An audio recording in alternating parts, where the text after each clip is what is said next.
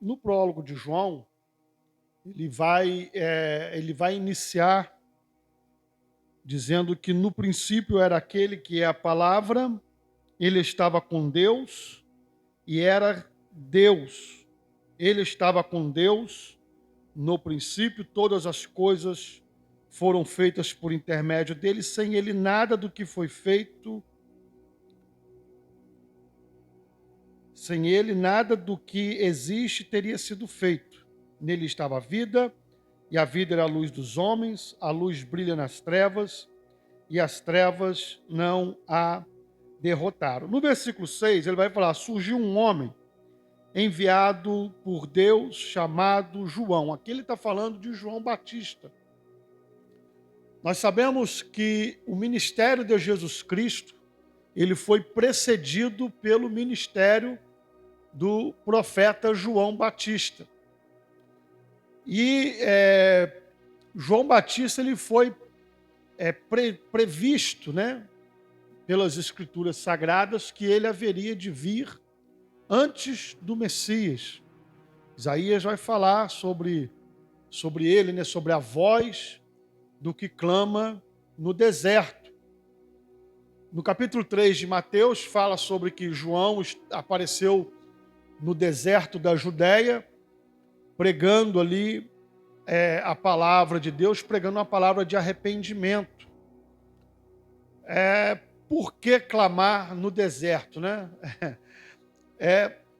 Os judeus, quando iam de Jerusalém para a região da Judéia, eles cortavam o caminho, porque o caminho mais reto era passar pela região de Samaria. Mas como eles não falavam com os samaritanos, então eles desciam e passavam ali para aquela região, beirando o Jordão, do vale, e cortavam essa volta. Então João estava ali num ponto estratégico. É por isso que o povo passava ali. Iam ter com ele e passavam ali.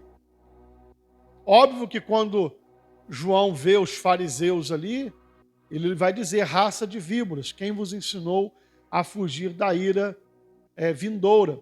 Por quê? Por causa da forma como os fariseus enxergavam os samaritanos, enxergavam os gentios e como principalmente eles tratavam a religião. Os fariseus tratavam a religião de uma forma muito hipócrita, que depois foi denunciada também por Jesus Cristo. João Batista denunciou, Cristo também denuncia. Então João Batista foi previsto pelas profecias bíblicas. No final de Malaquias, o Senhor diz: eis que eu envio o profeta Elias. Muitos interpretavam isso como sendo literal, que o profeta Elias haveria de voltar, como sendo um sinal da vinda do Messias. O próprio Senhor Jesus foi indagado com relação a isso, e Jesus respondeu, fez a interpretação dessa profecia bíblica e disse: na verdade, Elias já veio e fizeram com ele o que quiseram, se referindo à morte de João Batista, que perdeu a sua cabeça por causa da pregação da verdade. Então, esse homem, João Batista, veio para preparar. Ele é conhecido, chamado de arauto do rei, ou seja, aquele que vai na frente preparando o caminho. Normalmente, quando um rei iria viajar, mandava-se na frente aqueles que eram chamados de arauto. Eles iam limpando as estradas. Galhos de árvore, alguma queda de barreira, ia tampando o buraco, ia arrumando a estrada para que o rei viesse e pudesse passar. Então, esse é o sentido. João Batista veio preparar o caminho para o Senhor Jesus. Ele diz, né? Ele próprio não era a luz, mas veio como testemunha da luz. Estava chegando ao mundo a verdadeira luz que ilumina todos os homens. Esse é Cristo. Quando João Batista vê a Jesus Cristo, ele vai dar o testemunho de que Cristo é o enviado de Deus. Ora, João Batista passou anos da sua vida pregando que o Messias estava vindo, que o povo deveria se arrepender, que o povo deveria se voltar para Deus, porque o reino de Deus estava chegando. E um dia João estava batizando e de repente ele levanta os seus olhos e ele vê a Cristo e por revelação ele então exclama: eis aí o Cordeiro de Deus que tira o pecado do mundo.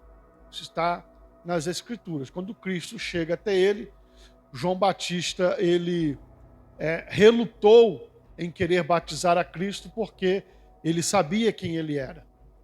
Ele diz: o Senhor vem a mim, eu preciso ser batizado por ti.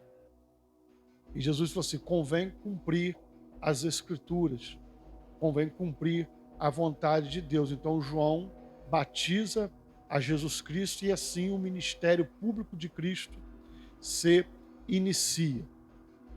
A partir daí, então, nós vamos ver algumas coisas muito interessantes acontecendo no ministério de Jesus Cristo. A Bíblia vai dizer que o Verbo se fez carne e habitou entre nós. Nós falamos sobre isso na última aula.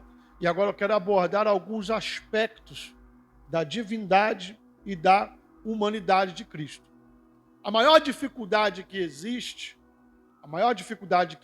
em explicar esse assunto é a questão da divindade de um ser eterno, infinito, agora habitar na forma corpórea de um ser finito. Então, essa é a maior dificuldade, fazer essa junção. Como entender isso? Quando nós partimos da ótica de que o homem vai abrigar o divino em si, vamos ter problema, porque o homem tem limitações. Correto? Então não é correto tentar entender essa doutrina a partir desse prisma. O correto é você tentar entender que não foi o homem que se revestiu do divino, foi o divino que se tornou homem. Porque para Deus nada é impossível. Então é um ato de milagre.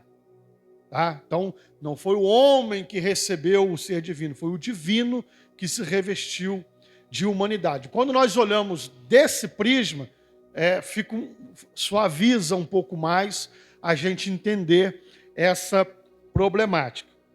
Sobre a humanidade de Cristo, seu corpo humano, nós vamos ver alguns versículos da palavra de Deus, como por exemplo em Lucas, capítulo 24, e 39, alguns discípulos perguntaram, algumas pessoas perguntaram onde ele repousava, onde ele dormia, onde ele ficava. E ele chamou aquelas pessoas e mostrou: vem e veja. Ou seja, para aqueles que diziam que Cristo não tinha um corpo humano, mas que era apenas um espírito, uma apresentação, que não era real, como eu falei na última aula, isso já demonstra que Jesus Cristo, como um homem, como todo e qualquer homem, precisava de um lugar para dormir, precisava de um lugar para se abrigar. Cristo também. Em Lucas 2,7 e em Lucas 2,14, vai falar sobre o nascimento de Jesus Cristo. Ele nasceu, ele foi envolto em panos e foi colocado em uma manjedoura, ou seja, físico, foi tocado. Ele nasceu, foi enrolado em panos. Lucas 2,40 vai falar que ele crescia e se fortalecia e a graça de Deus estava sobre o menino. Então, fala sobre a infância. O único dado que nós sabemos sobre a infância de Cristo é esse, e aquele que ele se perde da sua família, né? Na verdade, ele não se perdeu, né? Ele foi estar com os doutores da lei, e ali ele, então, indagava e respondia aos doutores da lei. São poucas coisas que nós sabemos, mas sim, ele teve infância, e a Bíblia vai dizer que ele crescia em graça e em sabedoria. Então, irmãos, O que eu quero dizer com isso? Dos aspectos humanos, Cristo teve tudo o que nós tivemos. Passou pelos processos que nós passamos. Enquanto bebê necessitou de ser cuidado, amamentado, nutrido. Todos os cuidados que são dispensados para uma criança, ele precisou receber. Para um adolescente, ele precisou receber toda a questão de formação, de caráter, tudo isso Cristo passou, como nós também passamos. Como que funciona isso?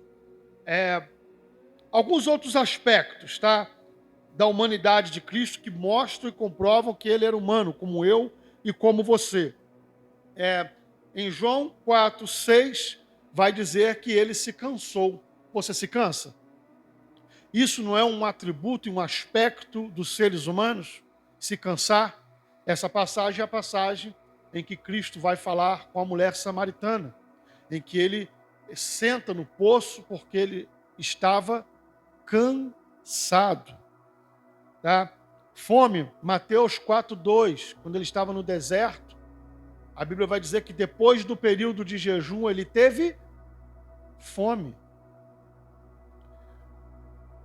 João 19:28, enquanto ele estava sendo crucificado, ele teve sede. João 12:27 vai dizer que Jesus se angustiou, sentiu angústia. João 11:35 vai dizer que ele chorou. Hebreus 2:18 vai falar que ele sofreu, vai falar sobre o sofrimento. E um outro aspecto interessante, todas essas coisas estão apontando para a sua humanidade. Querem ver só uma outra coisa? Quais outros aspectos? Quando Jesus chega no templo, ele vê os cambistas vendendo, vê lá os cambistas fazendo negócio. Qual foi o sentimento que ele teve? Ira. Ele irou-se. Ele irou-se, foi lá e expulsou os cambistas do templo. Então, são atributos da constituição dos seres humanos que nós conseguimos encontrar em Jesus Cristo. Há uma passagem de quando ele estava no barco e havia a tempestade e parecia que o barco iria naufragar. Cristo estava na polpa, fazendo o quê? Dormindo. Então, todo esse processo que nós passamos, ou seja, nós nos cansamos, nós precisamos de dormir para recuperar as nossas forças. São processos de condição humana e nós encontramos em Jesus Cristo todos esses aspectos. Comia, bebia, dormia, sentia fome, sentia sede, chorava, se angustiava, enfim, aspectos da condição humana. Ele é chamado na Bíblia mais de 80 vezes de filho do homem. Filho do homem. Uma outra prova de que a sua humanidade estava sendo atestada. O próprio Cristo se chamava de filho do homem. Você vai ver isso em Mateus 8:20 e Mateus 9:6. Filho do homem, que no original significa Ben Adão, ou seja, filho de Adão. Essa é a expressão que eles usavam, filho de Adão. Traduzindo para nós, filho do homem. Tá? Então, são atributos da humanidade de Jesus Cristo. Quando nós falamos, tem gente que fala que ele era 100% Deus, 100% homem. Aí uma pessoa virou para mim e falou: não, está errada essa conta. Porque teria que ser 50% homem, 50% Deus para poder formar 100%. Eu falei: não, se ele for 50% homem, então ele não é homem. E se ele for 50% Deus, então ele não é Deus. Se está incorreto dizer em termos de porcentagem, diga plenamente. Era plenamente homem, plenamente Deus. Isso na teologia é chamado de união hipostática, a união entre Deus e o homem. Essa união não se mistura e também não se separa. Tá? Então a sua humanidade não pode se misturar à divindade, são duas naturezas. Mas também quando você olha para o Cristo, você não pode desassociar a humanidade da sua divindade. Vocês entendem o problema? É uma questão de problemática mesmo. Eu estou mostrando aqui para vocês esses aspectos de forma metódica, né? Mas o Cristo é um ser, tá? E todos esses atributos, essas condições inerentes, fazem parte de um único ser, divino e humano. Nós estamos falando agora de aspectos humanos.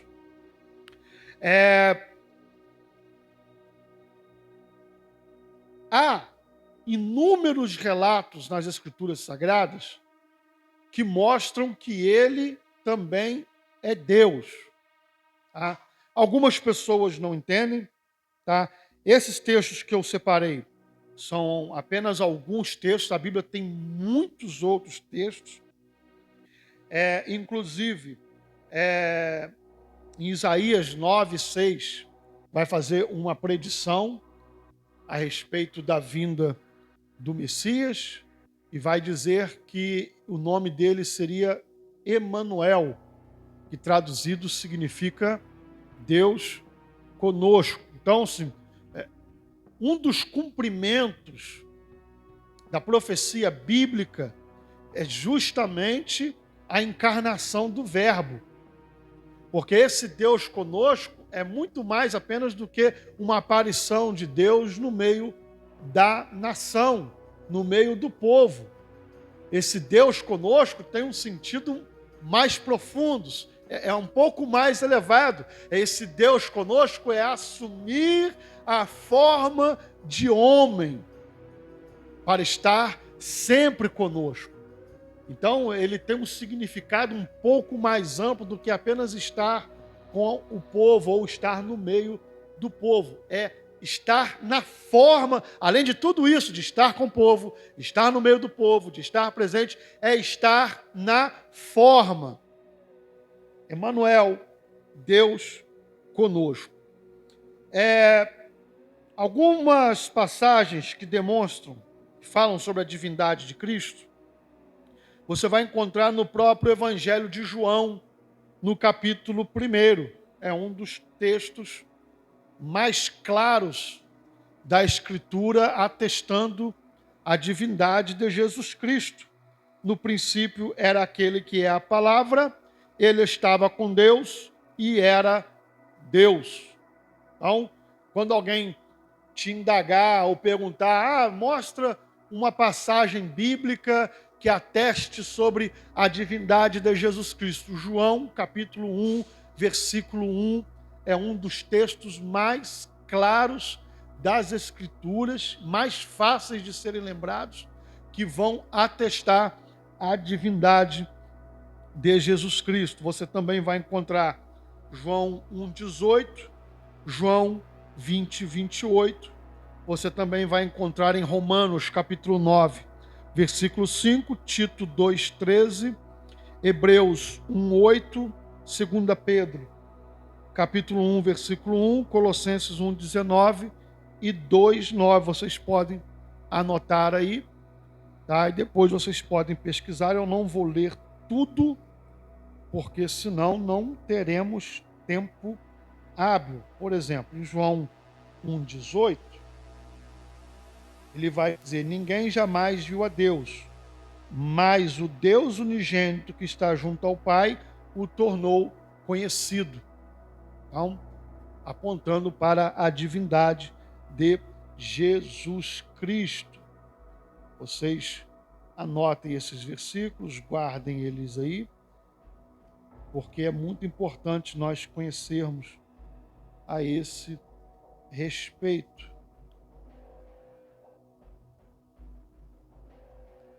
João 20, 28, Tomé faz uma exclamação: Senhor meu e Deus meu. Então, já no final do ministério de Cristo, na aparição de Jesus aos discípulos, Tomé faz essa exclamação, aonde os discípulos já estavam entendendo a condição plena de Jesus Cristo como sendo Deus. Bom, então nós temos aqui a união hipostática, duas naturezas, plenamente homem e plenamente Deus.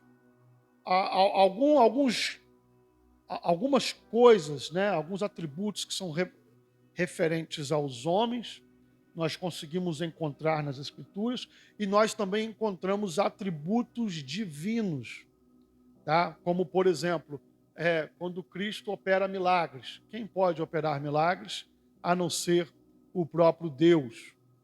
Né? Nós não estamos falando, por exemplo, dos discípulos a quem foi dado um poder em nome de quem? De Jesus. Então vocês veem que não é a pessoa que opera o milagre. A divindade de Cristo ela está aprovada de vários aspectos, de vários ângulos. Nós podemos nos cercar para poder mostrar essa divindade e ela salta aos nossos olhos. Por exemplo, você faz uma oração ao Pai e nenhuma oração será respondida ou será ouvida se ela não for feita em nome de Jesus, que aponta ele como sendo intercessor e também aponta para essa obra que ele fez, uma obra vicária. É muito interessante nós entendermos outra questão da divindade também, porque existe uma doutrina que é chamada de kenosis, ou autoesvaziamento. E aqui ocorreu alguns problemas de interpretação com essa doutrina. Você vai encontrar ela em Filipenses, é o texto que se usa. Eles tentam explicar como que aconteceu o processo da encarnação. Eu lembro que na última aula João falou sobre Deuteronômio 23, 23, né? Que coisas encobertas são para Deus, coisas reveladas são para os homens. Mas as pessoas acabam inculcando algumas coisas e tentando dar algumas respostas. Em Filipenses 2, 5, 7, vai dizer: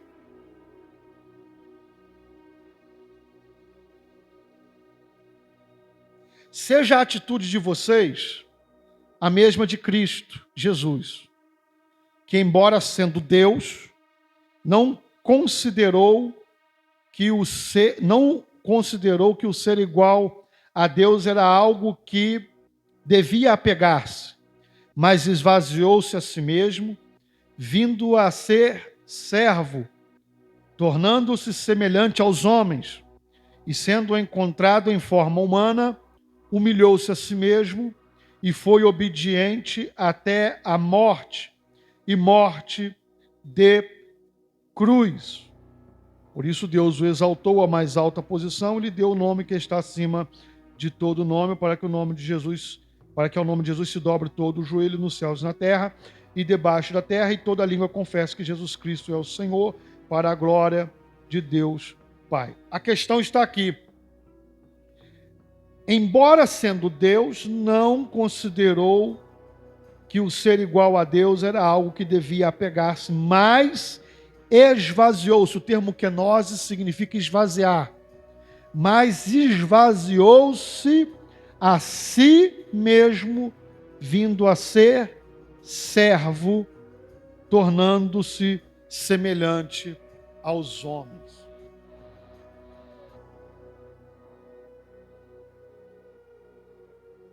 Então, as pessoas que tentavam explicar essa questão da união hipostática das duas naturezas, então eles, baseados nesse texto, eles criaram uma doutrina dizendo que Cristo, embora sendo Deus, ele esvaziou-se dos seus atributos.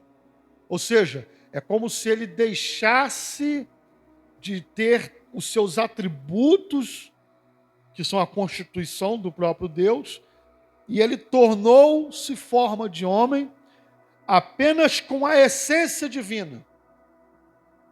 Apenas a essência.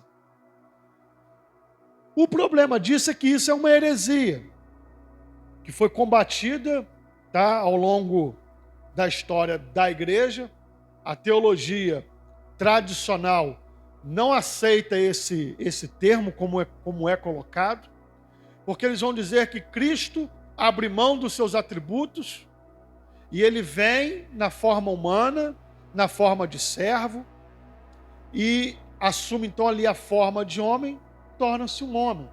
Porém, a sua alma, a sua parte material, tem uma essência divina e ele cumpre todo o seu ministério na unção do Espírito Santo. Porém, pois bem, há um grande problema nisso. Por quê? Porque os atributos divinos são aquilo que o constitui como ser divino. Um exemplo, onisciência é um atributo divino, sim ou não? Onipotência, onipresença, imutabilidade, e vai por aí afora. Qualquer um desses atributos, se for retirado, se for anulado, a divindade está negada. Isso aí foi debatido em diversos concílios, pelos maiores teólogos da igreja, pelos líderes da igreja, ao longo dos séculos, e foi decidido e entendido que não se pode anular nenhum atributo divino.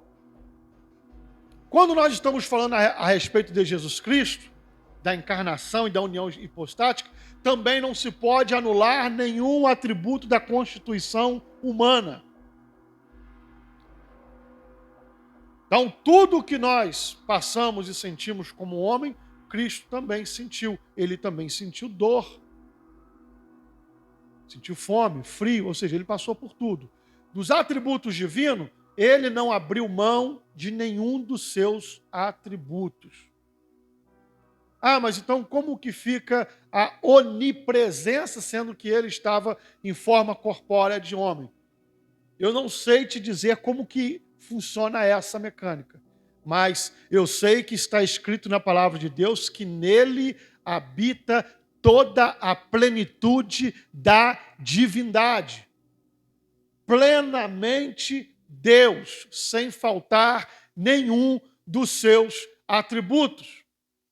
Nós vamos ver alguns aspectos que transparecem. Uma hora transparece aspectos da sua humanidade. Fome, ira, alegria. Jesus era uma pessoa alegre, sim ou não? Jesus não era carrancudo. Às vezes eu vejo uns crentes com cara de tijolo, né? Cristo era uma pessoa alegre.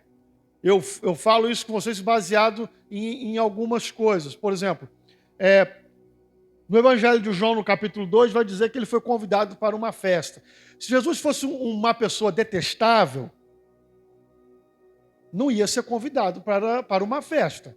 Se foi convidado, porque ele era uma pessoa querida. Correto? E para se ser uma pessoa querida, tem que ser uma pessoa, no mínimo, agradável. É ou não é? Outro aspecto. As crianças queriam ir ter com Jesus. Vocês já viram criança ficar querendo ir ter com pessoa carrancuda? Mal-humorada? Brigão? Criança quer passar longe. Então, Jesus era uma pessoa alegre, tanto que as crianças queriam ir ter com ele. Então, essas são algumas considerações que eu quero apontar para vocês da humanidade de Jesus Cristo e que salta aos olhos. Ora, Cristo está demonstrando aspectos da sua humanidade, ora ele está demonstrando aspectos da sua divindade. Correto? Então, na sua interação com os homens, às vezes as pessoas se perdem e se confundem, porque ora ele está com seus atributos humanos, na sua humanidade, daqui a pouco ele está demonstrando atributos da sua divindade. Isso não quer dizer que agora ele está sendo homem e deixou de ser Deus. Não, está apenas demonstrando. Mas essa natureza não pode ser desfeita. Plenamente homem, plenamente Deus, formam um único ser. Formando um único ser. Da divindade. As pessoas estavam ali ouvindo o sermão de Jesus, já estava tarde para poder despedir. A Bíblia vai dizer que Jesus olha para a multidão e sente pena deles. Então, são atributos humanos. Sentiu pena. Estavam com fome, está tarde. Dê a eles de comer. Aos discípulos, está doido? Tem nada aqui, só tem um garoto ali que está com 5 pães e 2 peixinhos. Traz aqui. Trouxe. Jesus dá graças ao Pai e começa a repartir, encher os cestos e manda distribuir. Aspecto da divindade. Deus agindo. Olha a demonstração. Humano, divino. Eu sei que às vezes não é fácil, às vezes a gente se perde entre um e outro, porque é um único ser. E opera o milagre. Jesus está pregando, né, em uma casa, tem ali, eu não me lembro agora se é numa casa ou se é numa sinagoga, depois vocês me ajudem aí. E tinha ali um paralítico e Jesus está pregando. Alguém vai dizer assim, os homens também pregam. A pregação pode ser um aspecto humano? Ok. A verbalização, a comunicação, através da fala, através da linguagem, aspecto humano? Ok. Daqui a pouco Jesus vira para aquele homem paralítico e diz assim, os teus pecados estão perdoados. Até aí, até um papagaio pode fazer igual. Dizer os teus pecados estão perdoados. Porém, o que acontece imediatamente? Os fariseus que estavam ali, a Bíblia vai dizer que eles começaram a pensar, quem ele pensa que é para poder perdoar pecados? Porque só Deus é que tem poder de perdoar pecados. Olha, são detalhes. A Bíblia vai dizer que Jesus, conhecendo os pensamentos deles, que atributo é esse? Onisciência. Olha como se manifesta. Às vezes a gente não percebe essas coisas, né? Mas elas acontecem. Agora, um atributo divino se manifesta no texto. Jesus, conhecendo os pensamentos deles, vira para eles e diz assim, o que é mais fácil dizer? Os teus pecados estão perdoados? Ou levanta e anda? Para vocês saberem que o Filho do Homem tem poder para perdoar pecados, virou para o homem e disse, levanta e anda. E aquele homem na mesma hora levantou-se e se colocou de pé. O poder de Deus foi manifesto ali. Então, dizer que ele abriu mão dos seus atributos é uma heresia, não é possível. Tá? Estudando teologia, eu tive a oportunidade de ler alguns livros a respeito desse assunto. Uma das argumentações para se tentar explicar, por exemplo, como que alguns atributos de Cristo nós não conseguimos ver ele manifestado, é de que simplesmente Cristo não o manifestou. Não quer dizer que ele abriu mão de tê-los. Não pode abrir mão. Se ele abrisse mão, não seria Deus. Deixaria de ser Deus E a única questão que nós vemos aqui é o seguinte: aonde está a onipresença dele? Simplesmente ele não manifestou esse atributo, embora ele o possuía. Sempre o possuiu e não abriu mão. Você não vê um texto dessa manifestação. Embora que nós vemos que alguns discípulos, ao encontrar com Cristo, acho que foi André, se eu não estou enganado, que estava debaixo de uma árvore, não é isso? Natanael, né? E Cristo falou assim: eu vi você debaixo da árvore. Como? Ué, como que o Senhor me viu? São atributos da divindade. Eu entendo que estão manifestos os atributos. Exemplo, Cristo está no barco, a tempestade está ali, menos solto. Todo mundo desesperado, vai virar o barco, vamos afundar. Cristo está dormindo, aspecto da humanidade. Aí, quando eles viram que não ia ter jeito, que eles iam morrer, que ia afundar o barco, vai lá, acorda ele: Senhor, nós vamos morrer. O barco vai afundar. Aí Jesus se levanta, vira para ele: vocês não têm fé? Vira para o vento, para o mar, e acalma a tempestade. Ordena o vento e o mar, então se acalmou. Aspecto da divindade sendo manifestado, são atributos divinos. Nele estava a plenitude da divindade. Esse mesmo verbo que estava com Deus, que era Deus e que todas as coisas foram feitas por ele, agora assumiu a forma de homem e é plenamente homem e plenamente Deus. Então, são atributos que nós encontramos, né, que demonstram como ele é Deus e não pode deixar de ser Deus. Qualquer atributo, e eu já falei isso para vocês algumas vezes aqui, qualquer atributo de Deus que for negado, toda a divindade está negada. Por isso que nós temos que tomar cuidado. Eu uso para mim um princípio de que qualquer doutrina e argumento deve ser submetido aos atributos divinos. Quando você faz isso, você filtra 99% de erros que podem conter em qualquer doutrina ou argumentação. Tem gente, por exemplo, que fala assim: Deus permitiu.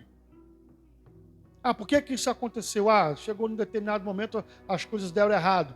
Deus permitiu. Será que está correto? Talvez do ponto de vista da percepção humana, seja a forma como nós entendemos. Mas do ponto de vista divino, será que é correto dizer isso? Há músicas por aí que falam sobre os sonhos de Deus. É correto fazer determinada afirmação?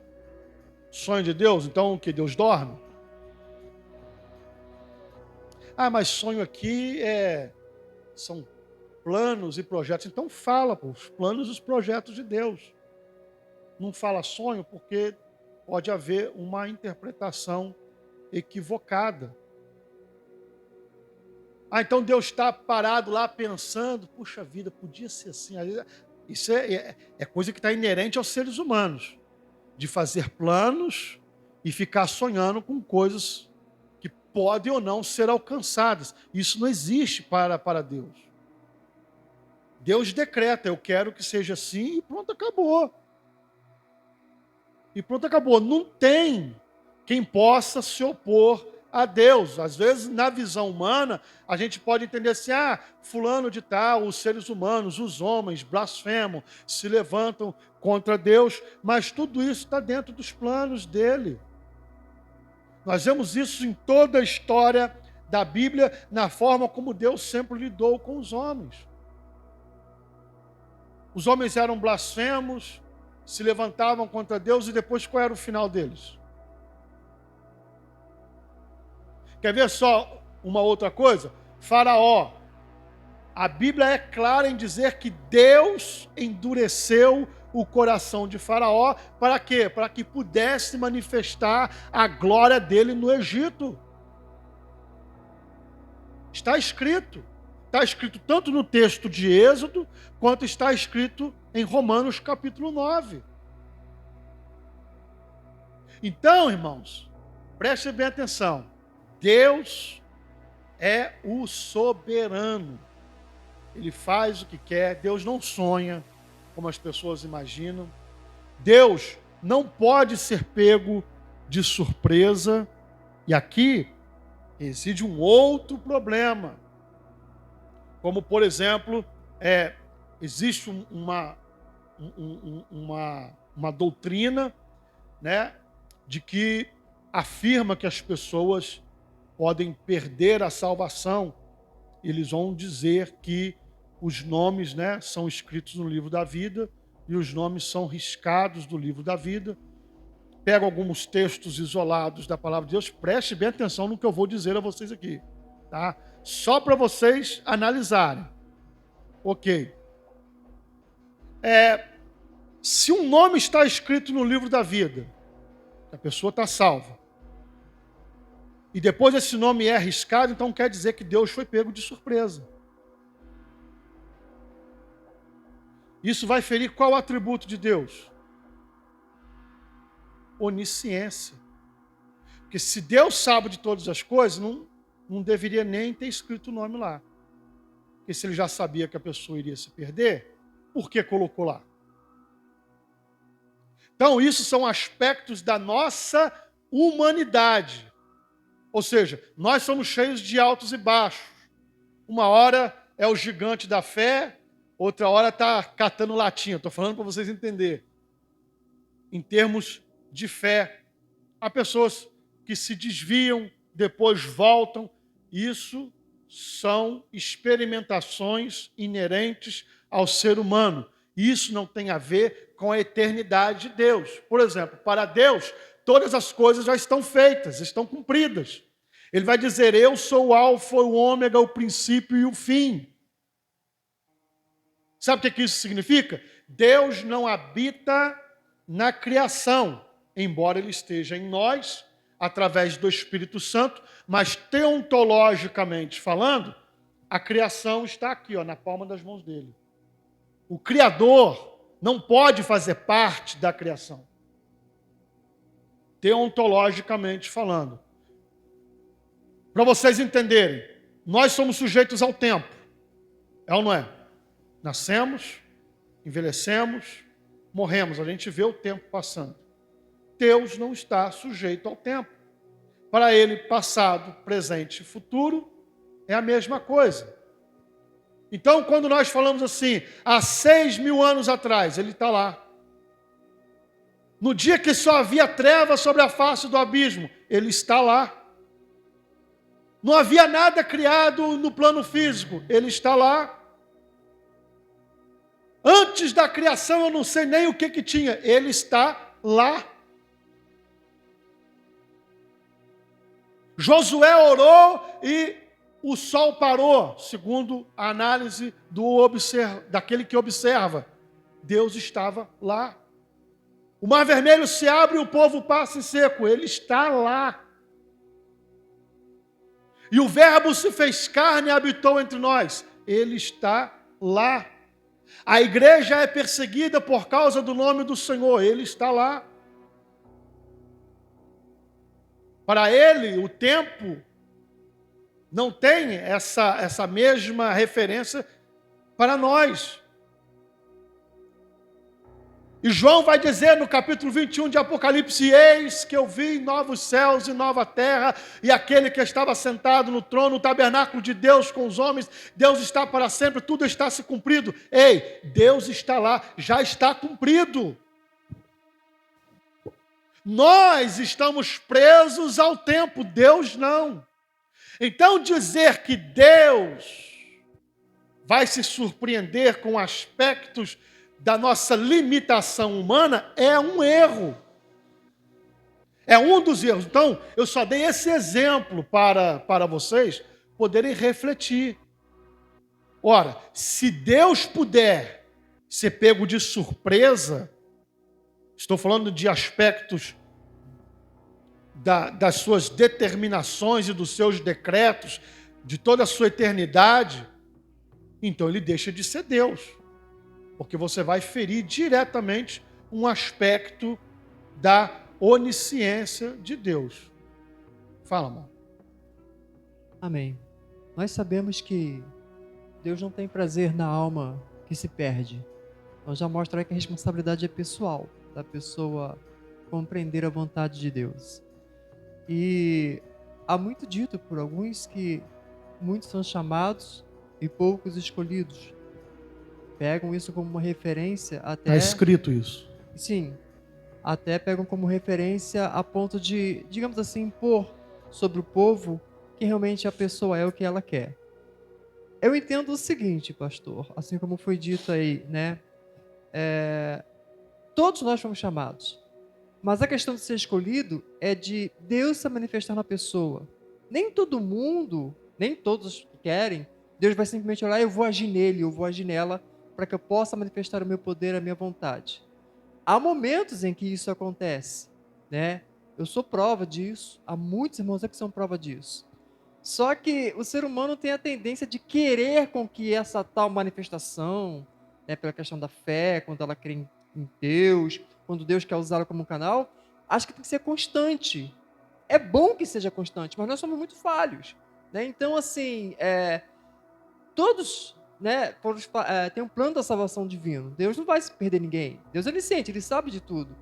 Mas nós sabemos que, como igreja, nós estamos aqui para mostrar o que realmente Deus é na humanidade, manifestar, né, as maravilhas de Deus, os milagres de Deus. Agora, o momento oportuno da gente ser usado para isso é quando nós estamos ali realmente focados segundo a fé.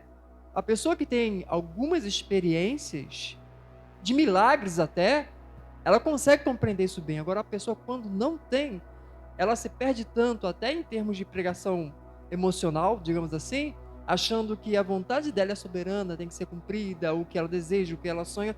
E não é assim. Chamado para o evangelho, além de ser uma mudança radical, né, em termos de militar a carne e o espírito, é a gente compreender que quando nós somos usados, independente da nossa situação, é porque Deus assim quis, né? E por aí vai. São detalhes que eu quis falar. Sim, ok. Então, assim, sobre esses detalhes, eu não quero entrar muito pelo viés da salvação, eu só dei um exemplo a respeito das questões da diferença da eternidade, como que Deus lida com isso e como o ser humano lida. O ser humano, para o ser humano existe uma mecânica e a gente não pode negar isso. O que eu digo mecânica é as experimentações humanas. Qual é a experimentação humana? De um camarada que é ímpio. O cara é ímpio, passou a vida inteira no mundão, fazendo as coisas erradas, e um dia ele ouviu a pregação do evangelho, se sentiu tocado, convencido, mas ele não sabe disso, ele não entende isso. E alguém fez um apelo em uma igreja, e quem quer aceitar a Jesus? E ele vai dizer assim: eu quero, eu vou tomar essa decisão. E eu vou lá na frente e vou aceitar a Jesus como o meu Salvador. Nós não negamos essa experimentação.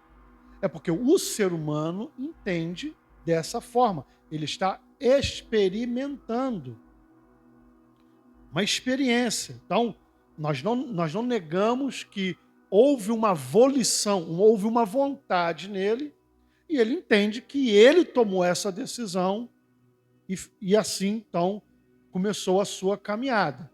Ok? Mas, dentro da Escritura, nós também vamos ver que, fora essa experimentação humana, existe uma ação divina. Quer ver só? A salvação pertence a quem? A salvação pertence ao Senhor. A palavra salvadora vem de quem? De Deus.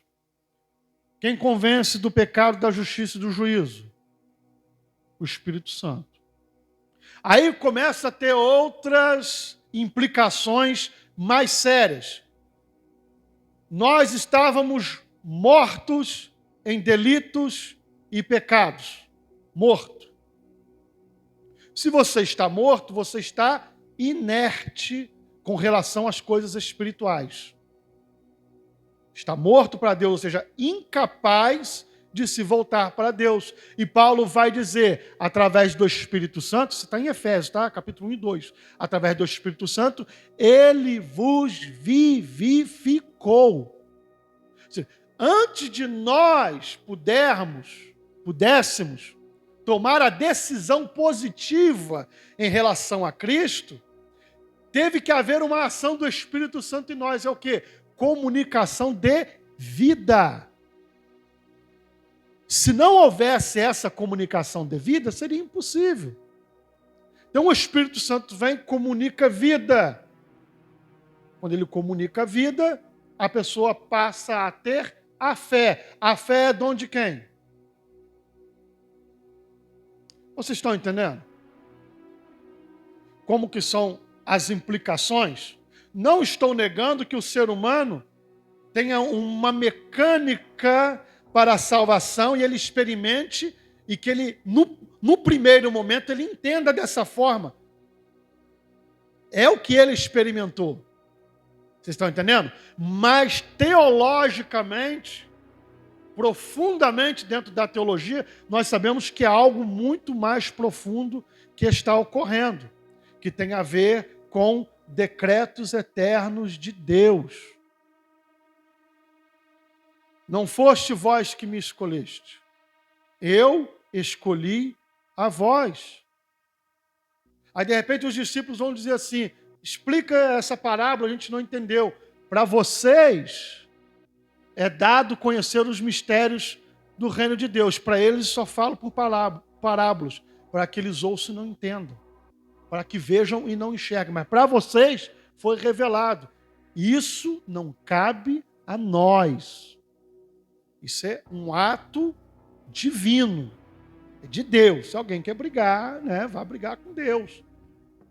Mas não podemos desconsiderar essas coisas nas Escrituras Sagradas.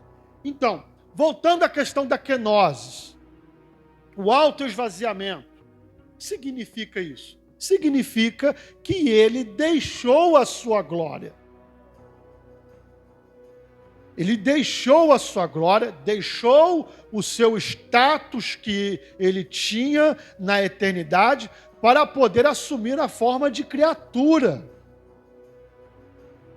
E a posição de servo aí tem duas questões. Existe a trindade ontológica e existe a trindade econômica. A trindade ontológica é a forma como as três pessoas da Trindade lidam entre si. E a Trindade econômica é como essas mesmas pessoas da Trindade divina se manifestam e se revelam para a humanidade. Então, dentro da Trindade ontológica, existe um relacionamento entre eles, e na Trindade econômica é como eles se revelam para nós. Por exemplo, o Pai, o Filho e o Espírito Santo. Parece que para a revelação humana há uma hierarquia. Não parece? Parece. Pai, Filho, Espírito Santo.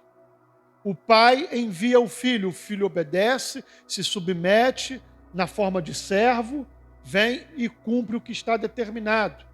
E o Espírito Santo é enviado para poder fazer a obra e estar com a igreja. Isso é trindade econômica, é a forma como ela é revelada para nós.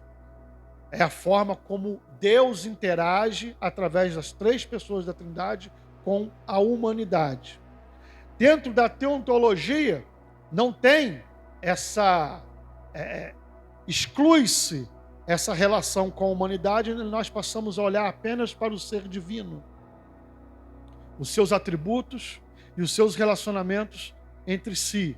E aí nós vamos ver que não há nenhuma diferença entre eles. É apenas na revelação é que nós conseguimos diferenciar esses aspectos. Então a kenosis ela está baseada nisso.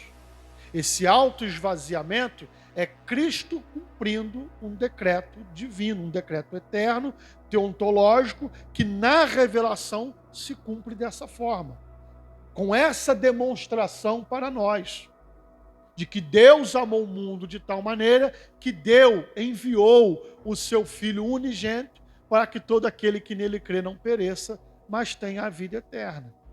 E quem é que convence do pecado, da justiça e do juízo? É o Espírito de Deus. Está dando para vocês entenderem, tá? Isso não é uma coisa muito fácil de se explicar. Eu confesso para vocês que eu estou tentando explicar aqui para vocês em rápidas palavras, mas isso é um tema muito complexo, tá? Tem muita complexidade nesse assunto. Então esse autoesvaziamento é apenas isso. Deixou a sua glória e assumiu a forma humana. Ele abriu mão dos seus atributos? Não, ele não abriu mão, embora nem todos os atributos nós vemos ele manifestar. Tá? Então, apenas não vemos manifestar todos, não quer dizer que ele tenha abrido mão. Tá? Volto a reiterar, como disse o apóstolo Paulo, nele habita toda a plenitude da divindade. Significa o quê? Plenamente Deus. Não pode faltar nada. Como ser humano, se te faltar um dedo, você está completo? Seu corpo está completo? Se faltar uma unha, você está completo? Não está completo. A mesma coisa Deus. Se faltar um atributo, está incompleto. No caso de Deus, é complicado, porque aí há uma negação da divindade. É o que as doutrinas antigas faziam. Eles tentavam explicar assuntos difíceis, da forma como eles tinham um entendimento em suas épocas, mas eles não viam o tamanho do erro que eles estavam cometendo, porque no final, na conclusão, acabava se concluindo de que a divindade estava sendo negada. Embora nem sempre essa fosse a intenção de quem criava essas doutrinas. Eles criavam essa doutrina para tentar explicar um tema difícil, mas acabavam errando. Tá? Isso não quer dizer que foi intencional. Vou fazer isso para negar a Deus. Não quer dizer que foi isso. Mas no decorrer da elaboração dessas doutrinas, acabavam se cometendo esses erros. Ok? Uma outra coisa que nós podemos apontar para a divindade de Jesus Cristo é que Jesus Cristo usa algumas vezes a expressão eu sou. Correto? E em algumas circunstâncias isso deixava os judeus irados. Inclusive, uma das acusações dos judeus contra Cristo era de que ele teria dito ser o Filho de Deus e teria se igualado a Deus. Essa foi uma das acusações, ou a principal acusação dos judeus contra Jesus Cristo, a acusação de blasfêmia. Esse termo eu sou é a forma como Deus se apresentou para Moisés. Então você vai entender que no Antigo Testamento é muito forte esse termo, porque Moisés pergunta o nome de Deus. Os israelitas vão me perguntar: quem foi que me enviou? Quem eu vou dizer que me enviou? Ele pergunta o nome de Deus. E Deus vai dizer para ele: diga que o eu sou enviou você. E Moisés chega para eles e diz: o eu sou me enviou a vós. Então, nós vamos ver Cristo algumas vezes dizendo eu sou. Em João 8,58, quando Jesus usa essa expressão, eu sou, os judeus entenderam o teor do que ele estava dizendo, tanto que quiseram apedrejar a Cristo e ele teve que se ocultar. Eu sou. Quer ver? Na conversa de Jesus com a mulher samaritana, e os samaritanos só acreditavam no Pentateuco, apenas os 5 primeiros livros da Bíblia. Os samaritanos não consideravam os profetas, livros proféticos, nem nada. Eram os 5 primeiros livros. Então, para eles era muito forte essa questão, né, da revelação de Deus a Moisés e tal.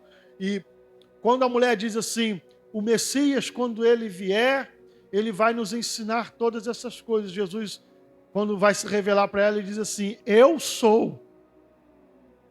Está escrito lá, pode ver. Eu sou. Depois ele completa, de novo, eu é que falo contigo. Naquela mesma hora foi a hora que a mulher joga o cântaro e sai correndo. Porque ela sentiu ali o peso da revelação que foi feita para ela. Então esse termo, tá, que Jesus usou é um termo divino. Tá? É um termo divino. Os judeus entenderam exatamente o que Cristo estava querendo dizer, porque no grego o termo é ego eimi, que é a transliteração exata do tetragrama, ou seja, o nome de Deus no hebraico para o grego. Então, quando Cristo pronuncia dessa forma, os judeus entenderam que ele estava dizendo que ele era Deus.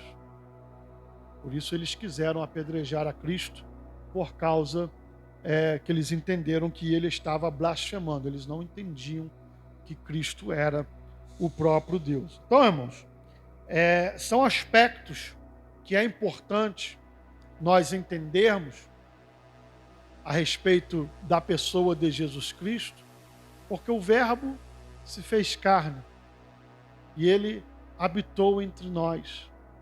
E João vai dizer, vimos a sua glória, como a glória do unigênito do Pai, cheio de graça e de verdade. É muito importante nós entendermos, né, como eu disse na última aula, essa questão do tornar-se carne. E o Verbo se fez carne. Um dos motivos pelo qual isso aconteceu foi por causa da representação. Quando Deus criou todas as coisas e colocou Adão no jardim do Éden, Deus deu a Adão o domínio sobre todas as coisas, sim ou não? Domine sobre os animais, domine sobre tudo, domine sobre a terra. Foi dado a ele esse poder. Quando Adão cai, comete o pecado, um dos aspectos da queda é a perca desse domínio. Embora os homens acham que possam dominar todas as coisas, os homens não dominam nada. Prova disso é que vem um terremoto aí e mostra para nós se a gente domina alguma coisa ou não. Vem um tsunami e mostra para os seres humanos se os seres humanos dominam alguma coisa ou não. Os seres humanos conseguem domesticar animais, se pegar desde pequeno. Vai lá na savana africana lá e tenta pôr a mão no leão para tu ver o que acontece. Diga, mano. Domínio sobre a natureza? Estou me questionando aqui. Domínio sobre todas as coisas. Mas a natureza? Os animais, sobre a questão das plantações, a minha do questão tempo. É só a natureza. Não havia essa revolta da natureza antes do pecado. Então estava tudo sob controle. Não havia essa Só para revolta. você ter uma ideia, não existia nem chuva. Não havia essa revolta, mas eles estavam no paraíso? No paraíso. O paraíso não era o tamanho do que conhecemos hoje, como todos os espaços. Deixa eu te explicar melhor. Tudo bem. Quando houve a queda, quando houve a queda, houve uma desorganização no universo. O pecado trouxe essa desorganização. Então, quando Deus criou tudo, Deus olhou e disse e viu que era bom, ou seja, estava tudo organizado. Quando houve a queda, desorganizou tudo. Até mesmo a Bíblia vai dizer que a natureza, ainda hoje, ela geme, esperando o quê? A redenção. Esperando o dia em que Deus virá e vai redimir todas as coisas e vai acabar com esse sofrimento. Então, quando o homem foi colocado para governar todas as coisas estavam sob controle. Não é que o homem iria dominar o mar se podia ter onda ou se não podia ter. É porque se não houvesse o pecado, não haveria tsunami, não haveria terremoto, não haveria furacão, não haveria nada dessas coisas, não haveria pragas, não haveria tragédias, não haveria epidemias, nada dessas coisas haveriam. Estariam tudo sob o controle, tudo sob o plano e o projeto inicial. Consegue entender? Então, os homens não dominam nada. Você vê que a natureza, por exemplo, está fora de controle. Quem diria hoje, que nós estaríamos tendo dias de inverno? Isso aconteceu anteontem. Bateu 22 graus. Frio, pessoal de casaco, chuvoso. Foi anteontem mesmo, não foi? Sexta-feira. Não é? Tivemos dias de inverno em pleno mês de novembro. Isso é descontrole. Isso não está acontecendo só no Brasil, não. Isso é no mundo. Há lugares no mundo, por exemplo, na Europa, que está havendo seca, como nunca houve antes. É a natureza que está em revolta. E tudo isso é por causa do pecado. O pecado, a queda do homem, trouxe esse agravante para o mundo. Trouxe essa desorganização, não apenas na Terra, em toda a criação. Em todo o universo, em toda a criação física. Houve essa desorganização. Então, por isso que nós vamos ver Paulo fazendo um paralelo entre o primeiro Adão e o segundo Adão. Adão caiu no paraíso e deu a entrada do pecado para o mundo. Passou para a humanidade e houve essas consequências que atingiram toda a natureza. Agora o segundo Adão veio. Cristo vem em forma de homem por causa da representatividade. O primeiro Adão era o representante federal da raça humana. Muita gente não entende isso. A ordem de Deus foi para Adão: não coma do fruto proibido. Só tinha um fruto que ele não podia comer. Ele podia comer tudo que ele quisesse. Ele podia comer até pedra. Só um fruto que ele não podia comer. Mas ele foi lá, né? A Bíblia é clara em dizer que Eva foi enganada pela serpente e comeu o fruto. Aconteceu o que com Eva? Nada. Porque a ordem foi dada para Adão.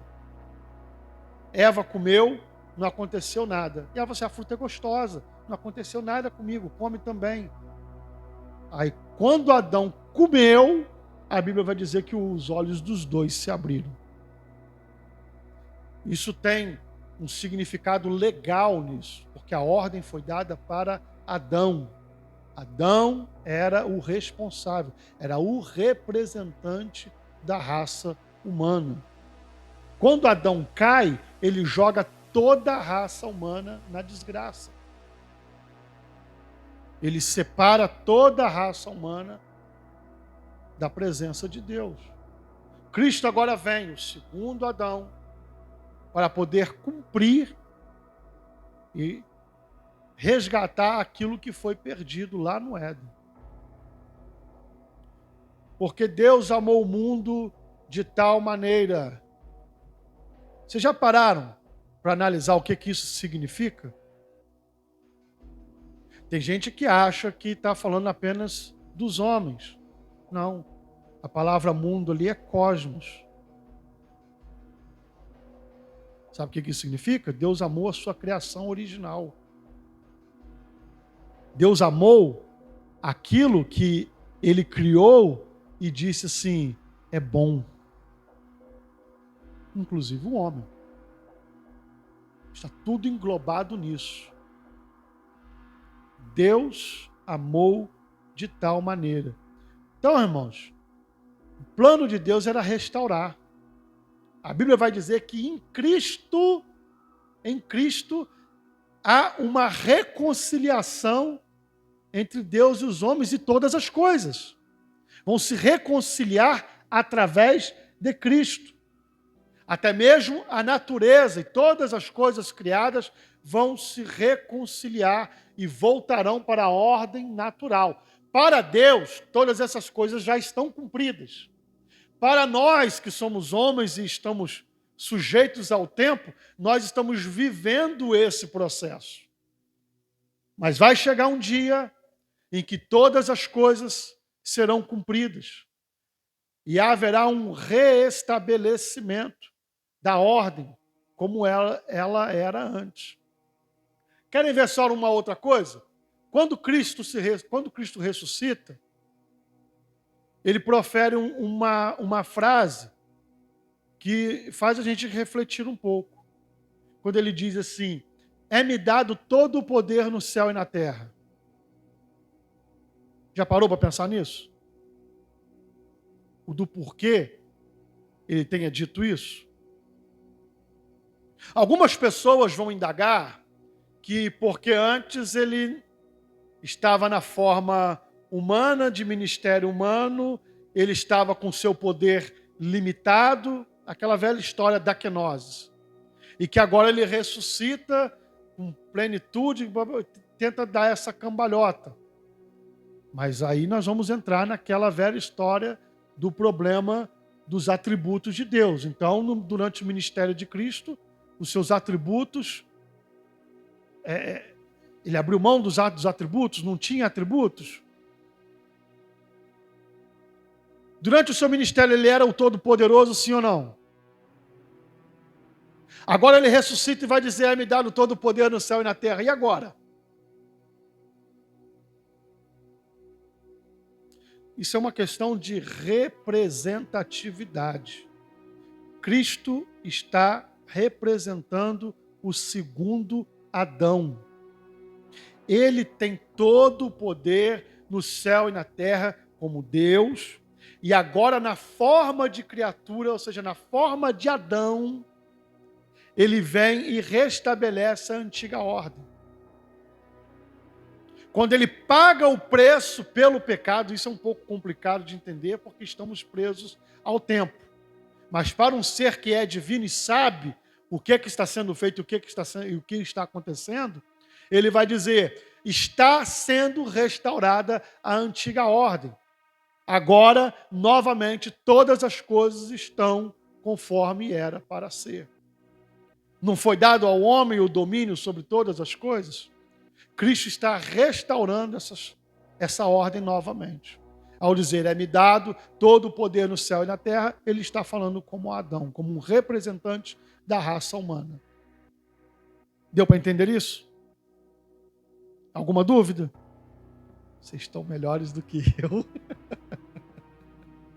Vocês estão melhores do que eu. Fala. Pastor, é porque a Bíblia fala sobre novos céus e nova terra. Eu acredito que além desta vida aqui, eu pelo menos não consigo ver essa terra mais. Eu consigo ver tudo novo, entendeu? Então, assim, existe o campo da potestade, que a gente é totalmente cego para isso ainda. Então, amém. O Senhor, ele tem um lugar separado, preparado, novos céus, nova terra, tudo novo para nós. E os escolhidos dele, quando forem a estar com ele nesse lugar, tá tudo restaurado. Isso aqui que tá uma bagunça. Amém. Sim, a minha intenção de demonstrar a vocês, tá, é a forma como nós olhamos e entendemos as coisas, está muito ligada à nossa humanidade. Ok? Então, por isso que às vezes a gente fica equivocado. Eu não vou falar que tem que apedrejar a pessoa porque ele está equivocado, não, porque ele é um ser humano e ele vai sempre tender a entender dessas formas. Como, por exemplo, o ser humano ele é limitado. A gente nasce, a gente vive e morre. Ou seja, nós temos começo, meio e fim.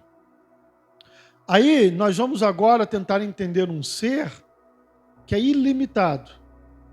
Não tem começo, não tem meio e não tem fim. É um ser eterno. Só aí já mostra que nós somos incapazes de entender plenamente o ser divino. Nós conseguimos entender aquilo que ele quis revelar. Se não fosse assim, Deuteronômio 23, que o João citou na última aula, não faria sentido. As coisas reveladas são para os homens e as coisas encobertas são para Deus. Então, há coisas que nós realmente não vamos entender. Tá? E há coisas que dá para nós entendermos, desde que nós consigamos fazer essa diferenciação do que é o olhar humano, do que é o olhar da criatura, do que é o olhar das experimentações humanas e tentar separar isso daquilo que é o decreto eterno, daquilo que é a ação divina, daquilo que ocorre, independente da forma como os seres humanos entendem ou experimentam. Eu dei aquele exemplo da salvação para vocês, depois vocês meditem nisso, se não é assim que ocorre. As pessoas, até não terem um entendimento mais profundo, ele vai dizer, eu aceitei a Jesus. Eu decidi, eu estava lá e eu decidi. Ele vai entender, você não pode tirar isso da pessoa, porque é a experimentação humana.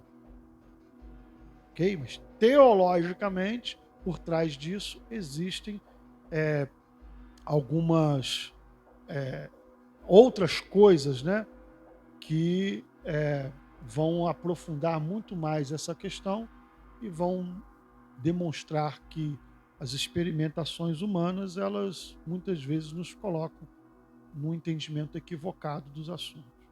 Tá? Então, Jesus Cristo, o Verbo que se fez carne, plenamente homem, plenamente Deus. Toda a plenitude da divindade estava nele. Tá? Não faltava nenhum dos seus atributos. Todos os atributos da constituição humana estavam nele. Ou seja, tudo aquilo que compõe um ser humano, dos aspectos, as funcionalidades biológicas, emocionais, psíquicas, tudo estava presente em Jesus Cristo. Foi necessário ele fazer assim, por quê? Pela questão da representação. Era necessário que viesse alguém em forma de homem, em forma de Adão, filho de Adão, descendente de Adão, para poder pagar o preço em nosso lugar, para nos resgatar da separação que nós estávamos de Deus. Amém?